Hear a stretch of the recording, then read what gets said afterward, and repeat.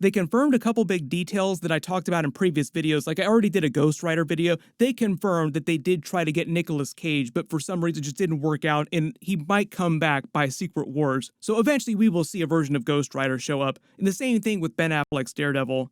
One of the other recent fourth wall breaking jokes that they've been releasing with his new promos that he filmed with Blind Owl, like new stuff that he filmed as Deadpool with Blind Owl, is them watching their own movie together. So it's Blind Owl also kind of breaking the fourth wall, but Deadpool in Deadpool and Wolverine, like in the actual movie, does know that he is a fictional character in the middle of making an actual movie. Like, we're making the movie and making fun of the MCU at the same time and all this other meta stuff going on. They kind of did a version of this Deadpool watches Disney Plus joke with the She-Hulk series too, where she busts out of her own show while it's on Disney Plus on someone's TV. This is kind of like Deadpool's version of that, where he's commenting on his own movie that he just got done making while it's on Disney Plus. Technically, his fourth wall break powers make him one of the most powerful characters inside the entire Marvel multiverse.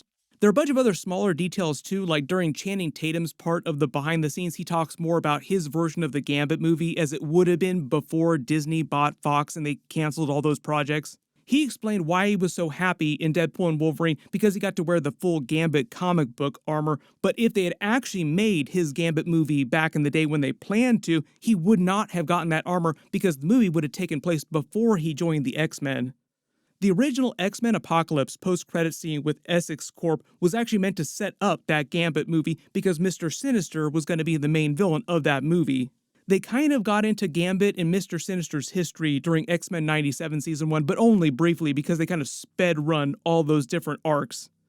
There are a couple cool shots of some of the Easter eggs in the background here, like the Fantastic car, Iron Man Easter eggs on the hood ornament here. It's basically Red Skull's car from the first Captain America movie, hot-rodded to look like Iron Man's hot rod car he was working on in the first Iron Man movie. So like it was pruned from a reality where Iron Man bought Red Skull's car and turned it into his personal car at some point. I already talked about the Strife helmet in the background during one of my previous deleted scenes videos. If you don't remember Strife, he's actually a clone of Cable from a distant future, which they also kind of got into during X-Men 97 Season 1 at the very end. Maybe we'll see some Strife stuff in future X-Men 97. Josh Brolin's Strife would have been really cool during the movie.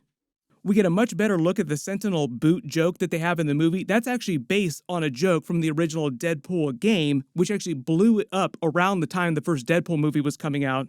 So for those of you that wanted more Easter eggs for the Deadpool game in the Deadpool movies, we actually got a little bit here.